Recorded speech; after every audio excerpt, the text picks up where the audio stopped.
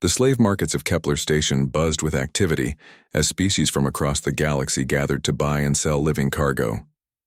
Among the cramped pens filled with exotic creatures, one stall remained perpetually ignored by potential buyers. The creature inside was a Thrakari war mount, standing nearly 3 meters tall with 6 powerful legs and crystalline spikes running down its obsidian spine. Its 4 eyes, each the size of dinner plates, glowed with an inner fire that spoke of intelligence far beyond that of a simple beast. The Thrakari had been a proud warrior race before their homeworld fell to the hegemony. Their war mounts, known as Vorthak, had been legendary for their speed, strength, and most importantly, their ability to bond telepathically with their riders. This particular Vorthak, designated as Lot 7739, had been deemed defective by the slavers. 3 previous owners had returned him, claiming he was too aggressive, too stubborn, and impossible to control. Maya Chen pressed her face against the energy barrier of the pen, studying the magnificent creature within. At 17, she was small even by human standards, barely reaching 1.5 meters in height. Her worn jumpsuit marked her as a maintenance worker on the station, someone who cleaned the waste and scrubbed the floors that others walked on. She had saved every credit for months, hoping to purchase something, anything that might give her a chance at a better life. The Vorthak noticed her immediately. Unlike the other potential buyers who had approached with dominance and aggression in their minds, this small being radiated something different. Curiosity mixed with gentleness, and beneath that, a deep well of loneliness that mirrored his own. The creature slowly approached the barrier, lowering his massive head to study her more closely. Maya reached into her pocket and pulled out her last protein bar, the one she had planned to eat for dinner. Without hesitation, she broke it into pieces and offered them through the small feeding slot. The Vorthak sniffed cautiously before accepting the meager offering. As their fingers almost touched through the barrier, both felt something spark between them. A connection that neither fully understood but both desperately needed. The slave merchant, a greasy Plutonian named Zex, noticed the interaction and waddled over with dollar signs in his multiple eyes. He had been trying to sell this particular creature for months, and any potential buyer was worth pursuing no matter how unlikely they seemed. "Ah, little human, you have excellent taste," Zex wheezed through his breathing apparatus. "This is a genuine Thrakari war mount, worth millions in its prime. Of course, this one has some small behavioral issues, which is why I can offer him to you at the incredibly low price of 50,000 credits. Maya's heart sank. She had exactly 437 credits to her name, saved from months of overtime work and skipped meals. The sum Zex mentioned might as well have been the entire galactic treasury. She started to turn away, but the Vorthak made a sound she had never heard before, a low harmonic vibration that seemed to reach directly into her soul. "Wait," she said, turning back to face the merchant. "What if he really is defective? What if no one ever buys him? Eventually, you'll have to dispose of him, right? That costs money, too." Zex's expression shifted from greedy enthusiasm to calculating interest. The human was right, of course. The creature ate expensive food, took up valuable space, and had already cost him more in maintenance than he could hope to recover. Still, 400 credits was insulting. Impossible! Even defective, he is worth thousands. The muscle mass alone, the bone density, the neural capacity. No, I could never accept such a pittance. Maya reached into her other pocket and pulled out a small data chip. This contains the maintenance schedules for the entire station, including the security rotations and waste disposal times. I know you run other operations here, Zex. This information might be valuable to someone in your line of work. The Plutonian's eyes widened as he realized what she was offering. Information like that could be worth more than the creature itself to the right buyer. He snatched the chip from her hand and plugged it into his portable scanner, his breathing becoming more excited as he reviewed the contents. "Deal," he announced suddenly, transferring ownership of the Vorthak to Maya's personal account before she could change her mind. "Take him and go quickly before I realize what a fool I'm being." As the energy barrier dissolved, Maya stepped into the pen with her heart pounding. The Vorthak lowered himself to the ground, bringing his massive head level with hers. When she reached out to touch him, the mental connection that had been building suddenly snapped into place like a circuit completing itself. Images flooded her mind. She saw the creature's memories of a proud homeworld with crystal cities reaching toward purple skies. She felt his pain at watching his people enslaved, his confusion at being sold like property, his rage at the masters who had tried to break his spirit through cruelty and force. But underneath it all, she sensed something that made her gasp in wonder. This was not just an animal, but a being with thoughts and feelings as complex as her own. In return, the Vorthak saw her memories. A childhood spent in the depths of the station, orphaned when her parents died in a reactor accident, years of loneliness, of being overlooked and dismissed by everyone around her, dreams of something greater, of flying among the stars instead of scrubbing their dirt from metal floors. Most importantly, he sensed her capacity for compassion, her instinctive understanding that strength came not from dominance but from partnership. When the connection stabilized, Maya found tears streaming down her face. She was no longer alone, and neither was he. Together they walked out of the slave market, a small human girl and her unlikely companion, while around them the galaxy continued its business, completely unaware that they had just witnessed the beginning of something that would change everything. Finding a place to live with a 3-meter-tall alien war mount proved more challenging than Maya had anticipated. Her tiny maintenance quarters were clearly inadequate, and most of the station's residential areas had strict policies against exotic pets. After spending their first night together in an abandoned cargo bay, Maya realized she needed to think creatively about their situation. The Vorthak, who had begun sharing his true name through their mental link, was called Kethavar in the ancient Thrakari tongue, meaning storm that brings hope. He was remarkably adaptable, folding his powerful legs beneath him to fit into spaces that seemed impossibly small. More importantly, he seemed to understand their precarious situation and made no complaints about the less-than-ideal accommodations. Maya's supervisor, a perpetually irritated Centaurian named Vexti, nearly had a cardiac episode when she showed up for work with Kethavar in tow. The alien's multiple arm appendages waved frantically as he tried to process what he was seeing. "Chen! What is the meaning of this? You cannot bring personal livestock to your work assignment. This is completely against regulations." Maya had spent most of the night preparing for this conversation. According to Station Code 47 Alpha, service animals are permitted in all work areas provided they do not interfere with operations. Kethavar is my registered emotional support companion. This was technically true. She had spent her remaining credits on an overnight registration through a questionable online service that asked remarkably few questions about the species or size of the animal being registered. The paperwork was legally valid, even if it pushed the boundaries of common sense. Vexti's mandibles clicked in frustration, but he was trapped by his own bureaucratic system. The Centaurian species revered legal documentation above all else, and Maya's papers were indisputably in order. Still, he was determined to make her regret this decision. "Fine, but if your creature interferes with operations in any way, you will both be ejected from this station, and I'm assigning you to the waste reclamation sector in sub-level 7. Let us see how well your emotional support companion handles the smell." Maya smiled sweetly and nodded her acceptance. What Vexti did not know was that the waste reclamation sector was exactly where she wanted to be. The area was largely automated and rarely visited by supervisors, which would give her and Kethavar the privacy they needed to train together. As they made their way down to sub-level 7, Kethavar shared his amusement through their link.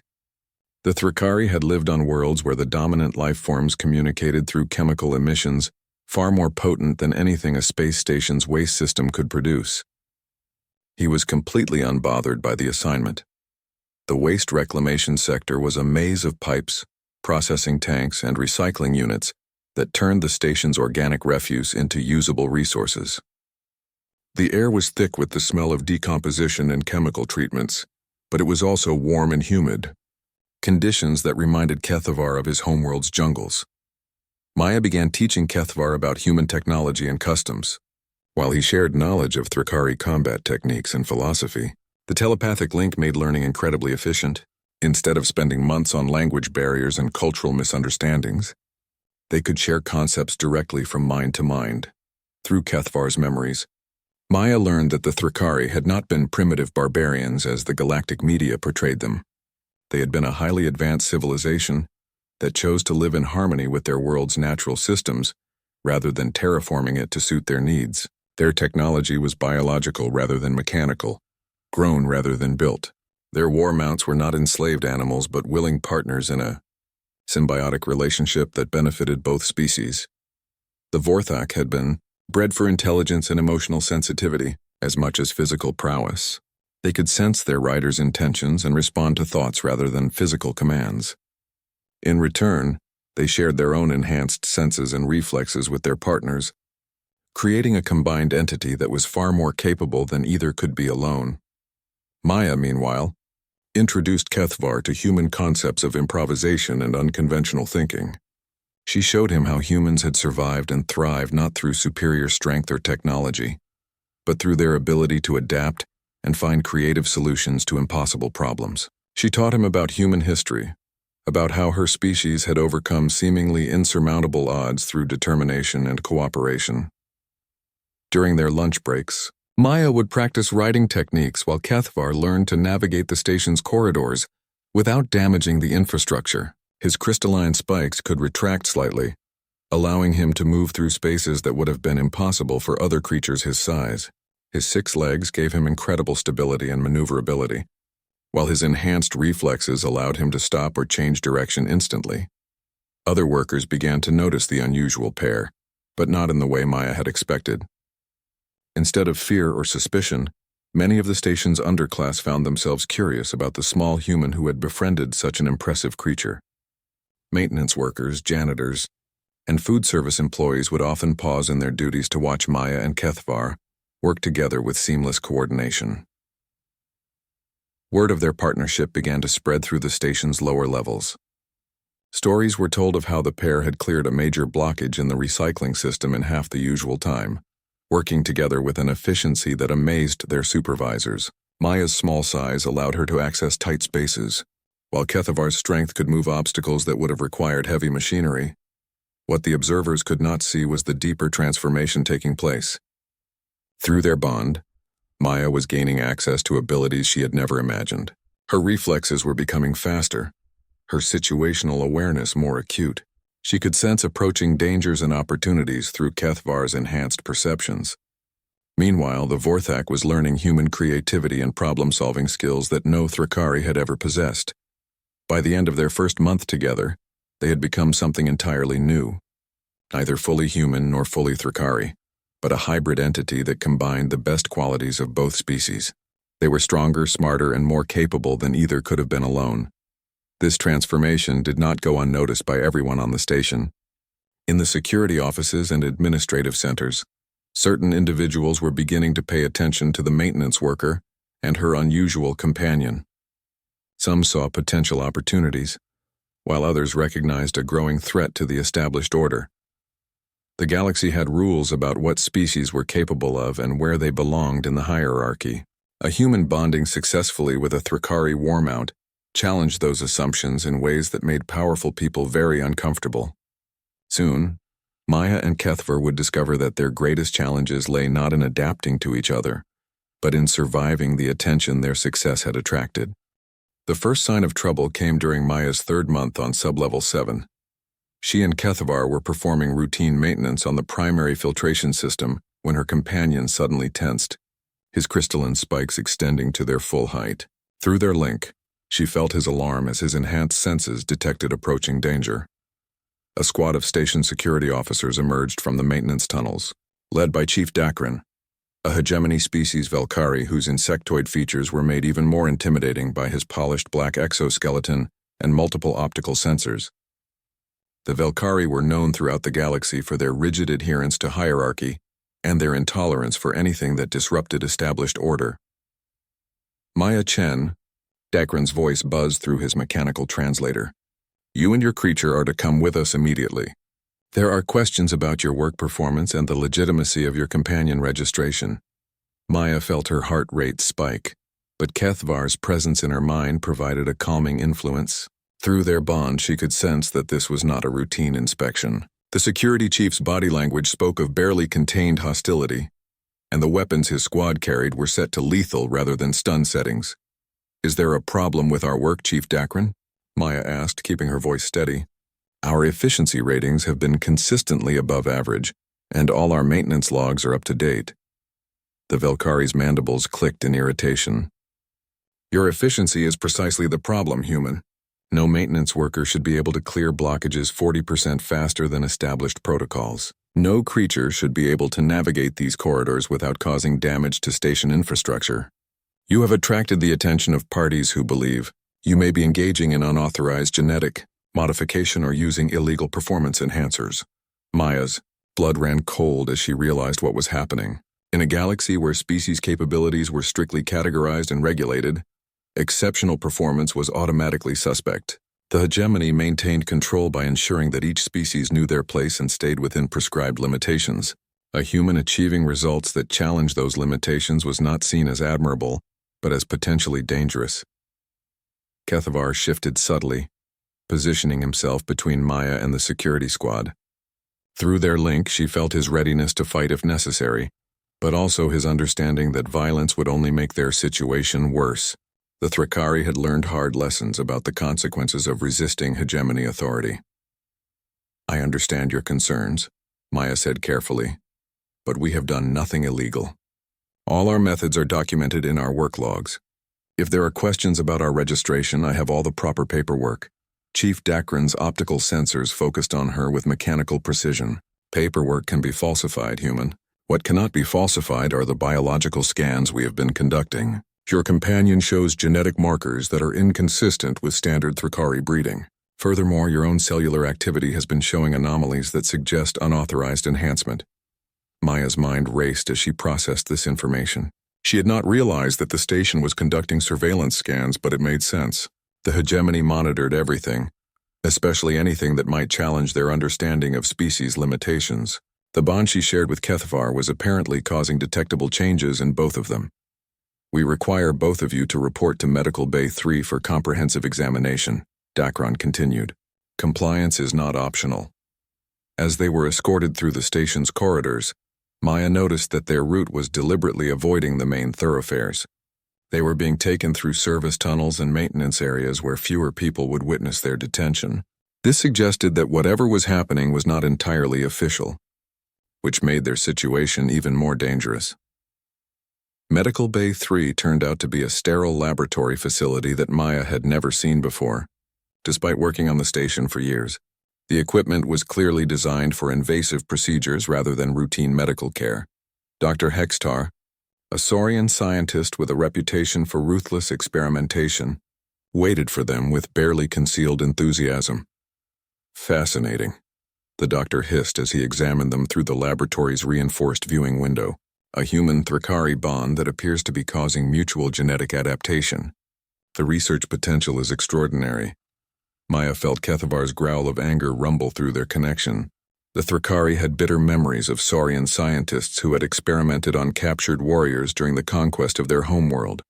Those experiments had been designed to understand and exploit Thrakari bonding abilities for military purposes. "You cannot perform experiments on us without consent," Maya stated firmly. "We have rights under Galactic Convention 7 Alpha." Dr. Hextar's reptilian features twisted into what might have been a smile. "Galactic Convention 7 Alpha applies to recognize sentient beings, human. Your companion is classified as livestock, and your own status becomes questionable when you undergo unauthorized genetic modification. We have legal authority to study any anomalous biological phenomena that might pose a threat to station security." Through the viewing window, Maya could see preparation for what appeared to be separation surgery. The intention was clearly to sever their bond and study how it had formed, regardless of the consequences to either of them. She felt Kethavar's rage building through their connection, but also his calculating intelligence as he began to plan their escape. The Vorthak's enhanced senses had been mapping the facility since their arrival. He knew the locations of all security personnel, the power distribution systems, and the structural weak points in the laboratory's construction. More importantly, he had been listening to the electronic communications between the various personnel, his Thrakari-enhanced hearing picking up frequencies that other species could not detect. What he learned changed everything. This was not an official hegemony investigation, but a private research operation, funded by certain individuals who wanted to understand human Thrakari bonding for their own purposes. Dr. Hextar was planning to sell their research data to military contractors who were interested in creating artificial bonding techniques for use in their own forces. Maya felt Kethavar's plan forming in their shared consciousness. It was dangerous and would mark them as fugitives, but it was their only chance to avoid becoming laboratory specimens. The Thrakari Warmount had abilities that his previous captors had never discovered, capabilities that he had kept hidden to avoid being used as a weapon. As Dr. Hextar approached with his surgical instruments, Kethavar suddenly began to emit a low harmonic vibration that Maya had never heard before. The sound seemed to resonate through the station's metal structure, and she felt rather than heard answering calls from somewhere far below in the station's depths. "What is that creature doing?" Chief Dakran demanded, his optical sensors flickering with alarm. Dr. Hextar looked equally concerned as his instruments began registering energy readings that should have been impossible for a biological organism. "The resonance frequency is affecting the station's structural integrity. We need to sedate it immediately!" But it was already too late. Kethavar's call had awakened something that had been sleeping in the station's lowest levels, something that would change the balance of power in ways that no one had anticipated. Maya gripped her companion's neck as she felt their bond suddenly expand, reaching out to touch minds that had been waiting in darkness for someone brave enough to set them free. The harmonic vibration that Kethavar produced continued to intensify, causing the laboratory equipment to malfunction and the overhead lights to flicker ominously. Dr. Hextar frantically operated his controls, trying to isolate the cause of the disturbance, while Chief Dakran barked orders to his security team through their communication devices. Maya felt the expansion of their mental link with wonder and terror. Through Kethavar's call, she was suddenly aware of dozens of other minds scattered throughout the station's lower levels. These were not random thoughts but organized consciousness, beings who had been hidden away in the deepest maintenance areas and forgotten storage bays. As the station structure groaned under the resonance effects, Maya began to understand what was happening. Kethavar had not been the only defective creature sold at the slave markets. Over the years, other beings deemed unsuitable for their intended purposes had been purchased cheaply by various station inhabitants who needed workers, guards, or companions. Many of these beings possessed latent telepathic abilities that had been suppressed by trauma, isolation, or simply the assumption that they were nothing more than animals. The first to respond to Kethavar's call was Zephyr, a crystalline moth from the Silicon worlds, whose wings had been clipped to prevent flight. She had been purchased by a restaurant owner who used her light-generating abilities to create ambiance for his dining establishment. Through the expanding network, Maya felt Zephyr's joy at finally connecting with other minds that could understand her complex thought patterns.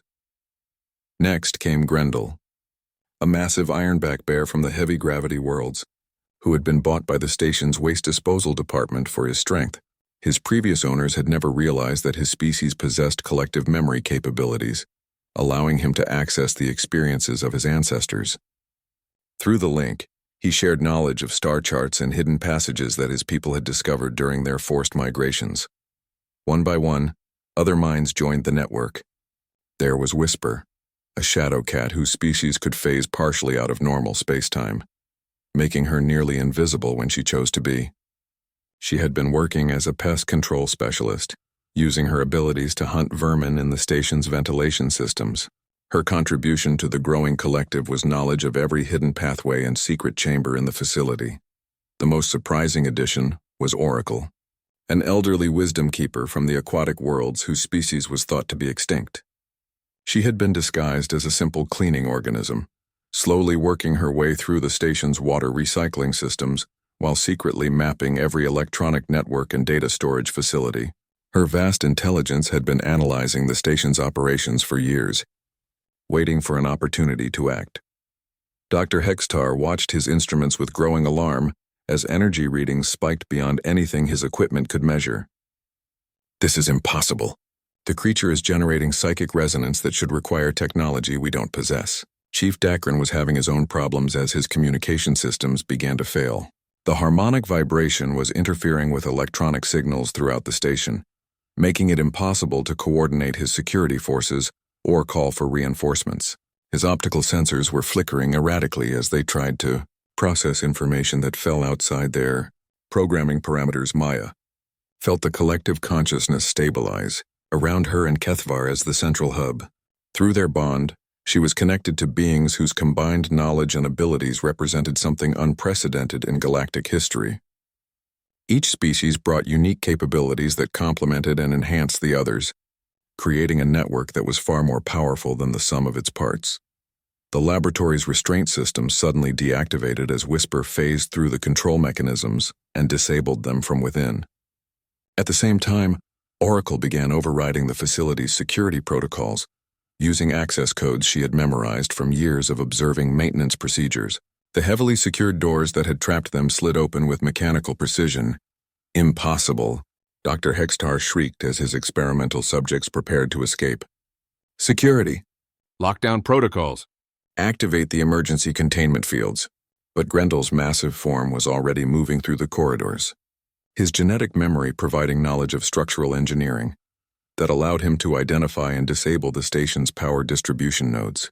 The emergency systems died one by one as the Ironback Bear systematically dismantled the infrastructure that supported them. Chief Dacron raised his weapon, preparing to fire on the escaping subjects, but Zephyr's light suddenly blazed with blinding intensity. The crystalline moth had redirected all her energy into a focused beam that overloaded the Velkari's optical sensors, leaving him temporarily blind and disoriented. As they moved through the station, the collective consciousness continued to grow. Other hidden beings sensed the psychic network and joined it, revealing themselves after years of concealment. There was Melody, a sound weaver whose species could manipulate matter through controlled vibrations. She had been working in the engineering department, using her abilities to detect metal fatigue and structural weaknesses while her supervisors believed she was simply making noise. Then came Storm, a weather caller from the atmospheric worlds, who had been employed by the hydroponic gardens to help regulate growing conditions. His ability to control air pressure and humidity had been dismissed as minor environmental management. But through the collective link, his true potential became clear. Maya felt overwhelming responsibility as she realized that she and Kethvar had become the leaders of something that could reshape the balance of power in the galaxy. These beings had been hiding their true capabilities for years, accepting subservient roles rather than risk the persecution that had destroyed their homeworlds. Now they were united in a way that their oppressors had never imagined possible. The station's administrative center erupted into chaos as reports of system failures cascaded through their monitoring networks. Commander Thexka, the hegemony officer responsible for the facility, struggled to understand how a routine detention of a maintenance worker had escalated into a complete breakdown of station security. "Sir," one of his subordinates reported through the failing communication system, "we're detecting massive psychic resonance from sub-level 7. It appears to be coordinated, but that should be impossible for the species composition we have on file." Commander Thexka's mandibles clicked in frustration as he processed this information. Coordinated psychic activity suggested the presence of advanced species that should have been detected during routine screening procedures. The possibility that such beings had been living undetected on his station for years was both professionally humiliating and potentially catastrophic for his career. As alarms wailed throughout the facility and emergency lights bathed the corridors in red illumination, Maya and her growing collective moved with purpose through areas of the station that most inhabitants had never seen. They were no longer fugitives running from capture, but a united force working toward a goal that none of them could have achieved alone. The galaxy was about to learn that the beings they had dismissed as livestock and laborers possessed capabilities that would challenge everything. The hegemony thought they knew about species, classification, and control. The collective consciousness that had formed around Maya and Kethavar now numbered nearly 50 individuals representing dozens of species that the hegemony had classified as primitive or non-sentient. As they moved through the station's maintenance tunnels, their combined abilities allowed them to avoid detection while systematically disabling the facility's control systems. Oracle, the ancient wisdom keeper, had accessed the station's central database and made a disturbing discovery. Kepler Station was not simply a trading post as it appeared to the public, but a research facility dedicated to studying and cataloging the capabilities of enslaved species. The beings who had been sold here were not randomly distributed to buyers, but carefully placed in positions where their abilities could be observed and documented. Maya felt sick as the implications became clear through the shared consciousness. She and Kethavar had not simply been unlucky enough to attract attention through their exceptional performance. They had been deliberately monitored from the moment of purchase, with Dr. Hextar's laboratory standing ready to study any unusual developments. The entire station was essentially a massive experiment, designed to identify hidden capabilities among supposedly inferior species. The data Oracle had uncovered revealed the scope of the hegemony's surveillance program.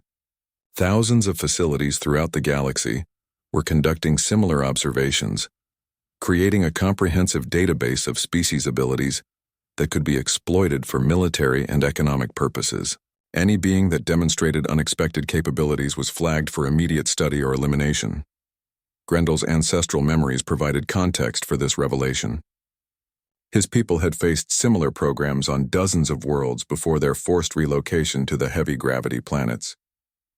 The hegemony's method was always the same: classify species as primitive or non-sentient, exploit their labor while studying their capabilities, then either eliminate those who proved dangerous or find ways to artificially reproduce their abilities in more controllable forms.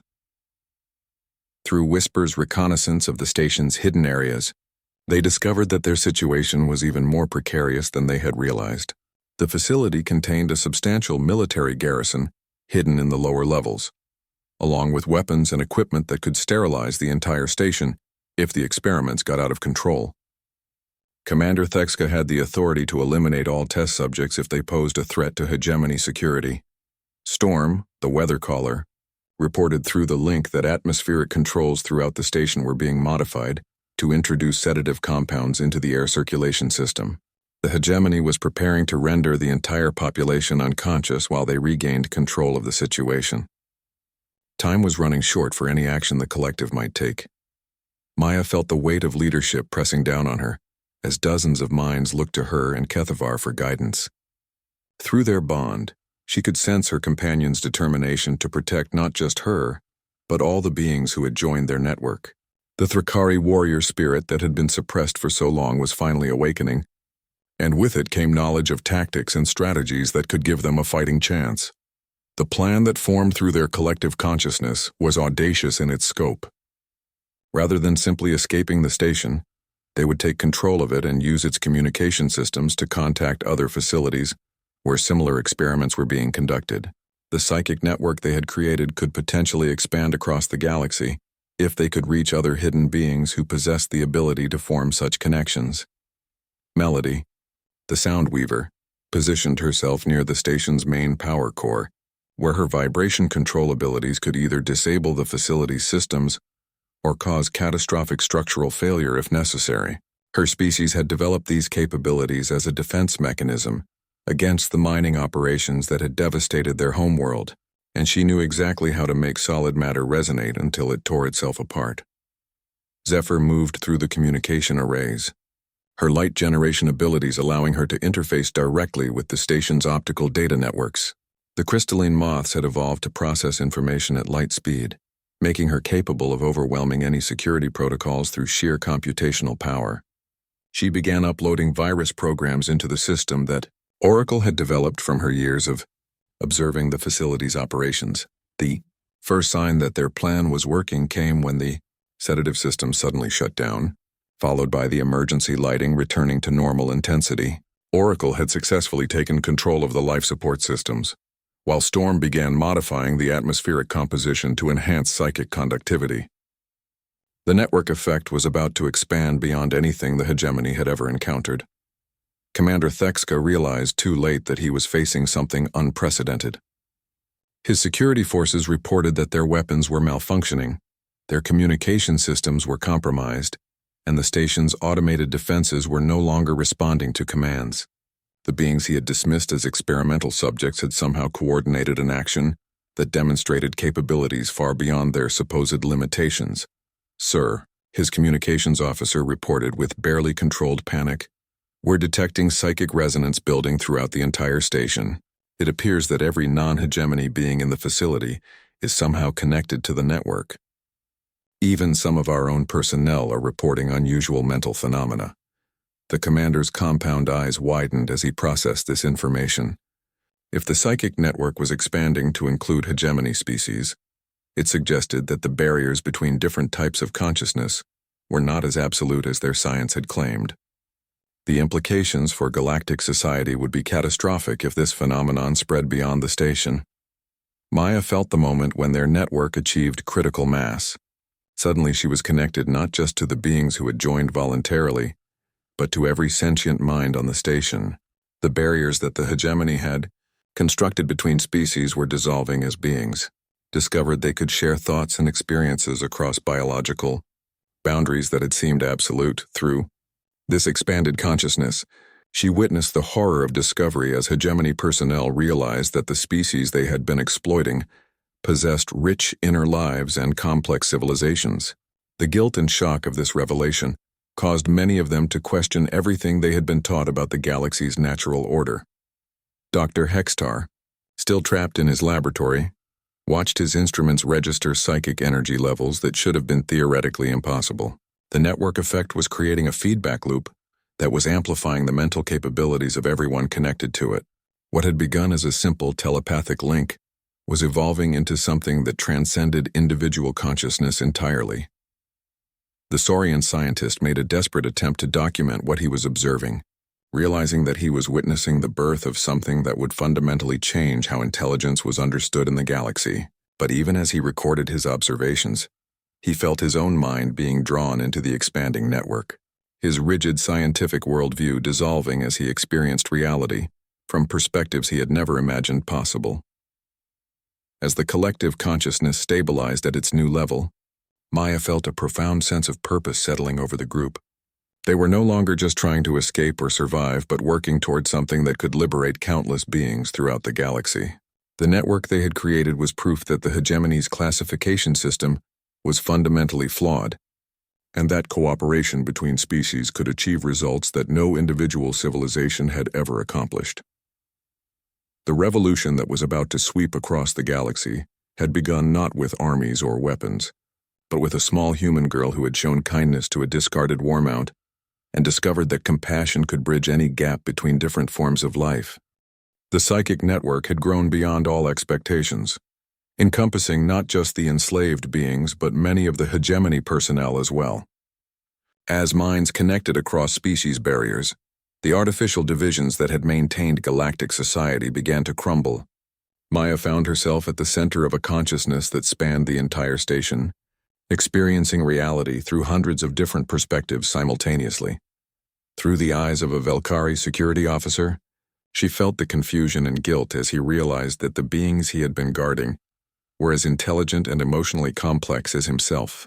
Through the mind of a Centaurian administrator, she experienced the shock of discovering that the efficiency reports she had been filing were actually documentation of sentient beings suffering. The network was creating empathy where none had existed before, forcing individuals to confront the consequences of their actions. Commander Thexka made one final attempt to regain control of the situation by activating the station's emergency protocols.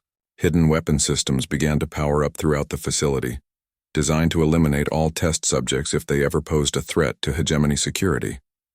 But Oracle had been monitoring these systems for years, and Melody was already in position to counter them. As the weapons came online, the Soundweaver began generating precise vibrations that caused their targeting systems to malfunction. At the same time, Zephyr redirected the facility's communication arrays to broadcast a signal that would disrupt the weapon's electronic components. The combination of abilities that the collective brought to bear was more effective than any single defense system could have been. The weapon failure sent shock waves through the hegemony command structure. Commander Thexka received urgent communications from his superiors, demanding explanations for how a routine experiment had escalated into a complete loss of control. The implications extended far beyond Kepler Station, as similar facilities throughout the galaxy began reporting unusual psychic phenomena among their own test subjects. Maya felt the moment when their local network made contact with other nodes of consciousness scattered across the galaxy. Oracle had succeeded in using the station's communication systems to reach other wisdom keepers who had been hiding in similar facilities. Each connection brought new minds into the collective, expanding their knowledge and capabilities exponentially. On the mining world of Xerion Prime, Enslaved ironback bears suddenly stood up from their work and began sharing ancestral memories with their human overseers. The genetic knowledge of star charts and hidden resources that they possessed made the artificial scarcity maintained by the hegemony suddenly meaningless. If beings could share information freely across species lines, the economic system that kept some worlds rich and others poor would collapse. In the atmospheric processing stations of the gas giants, weather callers began coordinating their abilities to create storms that disrupted hegemony shipping routes. What had seemed like random natural phenomena was revealed to be a coordinated effort by beings whose capabilities had been grossly underestimated. The weather patterns that maintained the galactic trade networks were not as natural as everyone had assumed. The most significant breakthrough came when the network reached the agricultural worlds where crystalline moths had been used as living lighting systems for crop production. Their ability to process information at light speed had allowed them to maintain a hidden communication network that spanned dozens of star systems. Through this network, the collective consciousness could coordinate actions across vast distances almost instantaneously. Dr. Hextar, now fully integrated into the expanding network despite his initial resistance, found his scientific perspective radically altered by the experience. Through Kethvar's memories, he witnessed the true history of the Thrakari conquest. Seeing how advanced biological technology had been dismissed as primitive, simply because it did not resemble hegemony mechanical systems, the arrogance of his own species' scientific assumptions became painfully clear. The Saurian scientist began, using his knowledge of hegemony research, protocols to help the collective understand the full scope of the experiments being conducted throughout the galaxy. Facilities on hundreds of worlds were studying different aspects of non-hegemony intelligence, from telepathic abilities to environmental manipulation to collective memory storage. The data they had gathered represented the most comprehensive study of galactic intelligence ever conducted, but it had been used for exploitation rather than understanding. Maya felt the collective consciousness evolving as it incorporated new types of minds and experiences. What had begun as a simple telepathic link was becoming something unprecedented in galactic history. A truly unified intelligence that retained the individuality of its components while gaining capabilities that transcended any single species. Through this network, beings could share not just thoughts but actual skills and knowledge, creating rapid adaptation that the hegemony's rigid classification system could not account for. The transformation was not limited to the enslaved species. Hegemony personnel who joined the network found their own capabilities enhanced by the experience. A Velkari officer discovered that his natural analytical abilities were amplified when combined with Thrakari intuitive combat awareness. A Centaurian bureaucrat found that her organizational skills became incredibly powerful when enhanced by Ironback collective memory capabilities. This mutual enhancement proved that the hegemony's hierarchical system was not just morally wrong but scientifically invalid. Species capabilities were not fixed limitations but starting points that could be transcended through cooperation and understanding. The galaxy's potential was being artificially constrained by a system that prevented different types of intelligence from working together. As reports of psychic phenomena spread throughout hegemony space, emergency sessions were called on the capital world. Military commanders demanded immediate action to contain what they saw as an existential threat to galactic stability. Economic advisors warned that the disruption of their labor systems could cause the collapse of interstellar trade. Political leaders struggled to understand how their carefully maintained order was being challenged by beings they had dismissed as unimportant. But the network was already beyond their ability to control. Each attempt to suppress it only demonstrated its resilience and adaptability. When communication blackouts were imposed, the crystalline moths found ways to maintain contact through quantum entanglement effects. When military forces were deployed, weather callers created atmospheric disturbances that grounded their ships. When economic sanctions were attempted, Ironback bears revealed the locations of hidden resource deposits that made the sanctions meaningless. Maya realized that they had reached a tipping point where the old galactic order could not be restored. The network had proven that cooperation between species could achieve results that the hegemony's competitive system never could. But she also understood that the transition to a new order would not be peaceful. Those who benefited from the current system would fight desperately to maintain their advantages. Through Kethvar's warrior instincts and the collective wisdom of dozens of species, she began to prepare for the conflict that was coming. The small human girl who had bought a discarded war mount had become the focal point of a revolution that would determine the future of galactic civilization. The galaxy was about to discover that the species they had overlooked possessed the key to transcending the limitations that had constrained them all. 6 months after the events at Kepler Station, the galaxy had transformed in ways that no one could have predicted. The psychic network that Maya and Kethvar had initiated had spread to thousands of worlds, connecting beings who had never imagined they could share consciousness across the vast distances of space. What had begun as a simple bond between a human girl and her Thrakari companion had evolved into a new form of galactic civilization. The hegemony's response had been swift and brutal, but ultimately ineffective. Military fleets had bombarded worlds suspected of harboring network nodes, only to discover that the consciousness they were trying to destroy could not be eliminated through conventional weapons. When one node was destroyed, others adapted and grew stronger, incorporating the experiences and knowledge of those who had been lost. Maya stood on the observation deck of the liberated research station that had once been Kepler Station, now renamed Haven by its new inhabitants. Through the network, she could feel the minds of millions of beings across the galaxy, each contributing their unique perspectives and abilities to the collective consciousness that continued to grow and evolve. Beside her, Kethvar had grown magnificent in the months since their liberation. His crystalline spikes now glowed with inner light, reflecting the psychic energy that flowed through the network. The bond they shared had become a template that other human-alien pairs throughout the galaxy were learning to replicate, creating partnerships that transcended species boundaries. The transformation had not been without cost.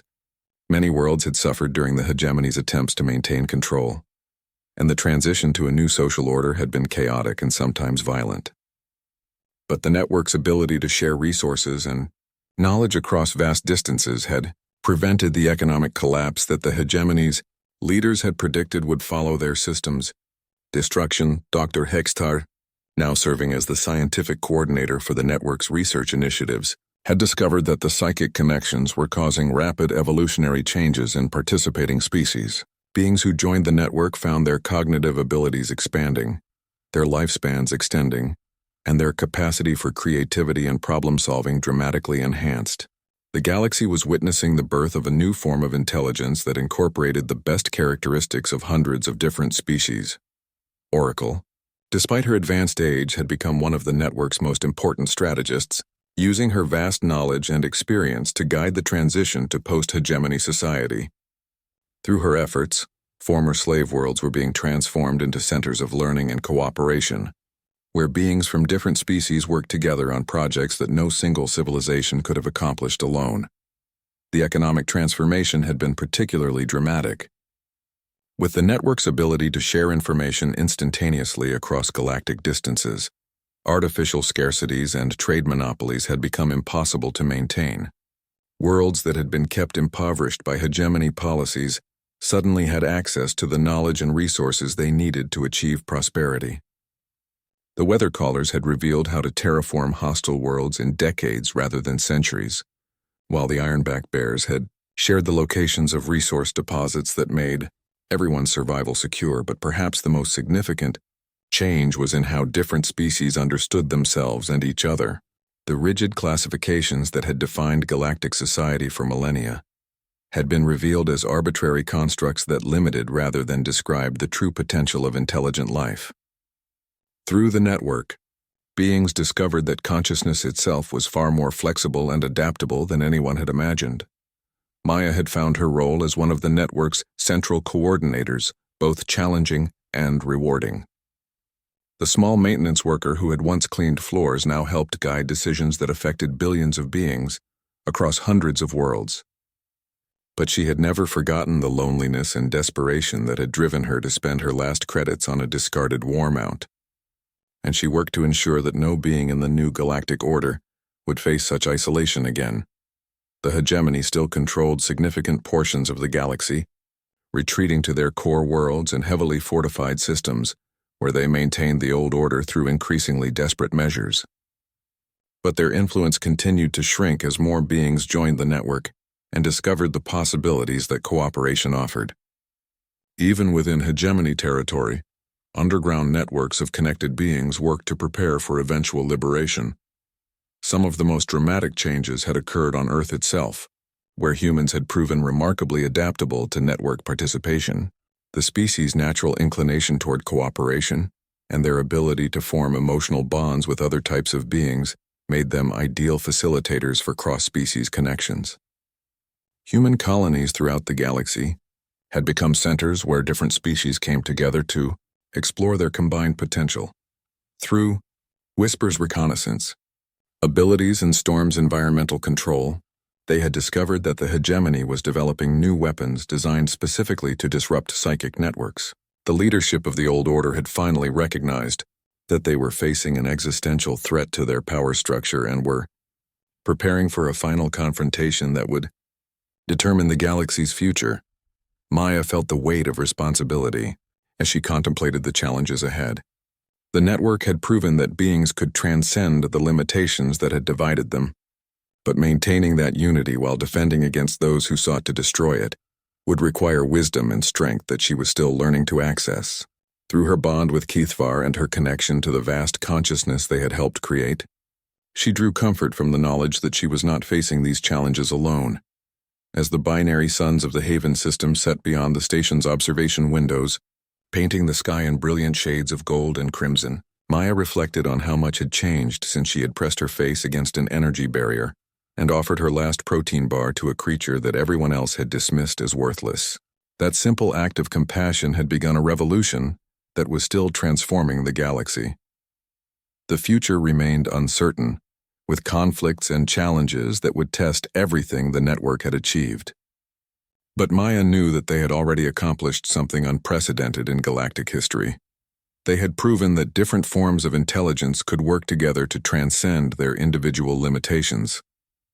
Whatever challenges lay ahead, they would face them not as separate species competing for dominance, but as part of a unified consciousness that valued every type of mind and recognized the infinite potential that cooperation could unlock. In the end, the galaxy had discovered that its greatest strength lay not in the dominance of any single species, but in the connections between all forms of intelligent life, and at the center of that discovery was the bond between a small human girl and the war mount that everyone else had overlooked, proving that sometimes the most important revolutions begin with the simplest acts of kindness and understanding.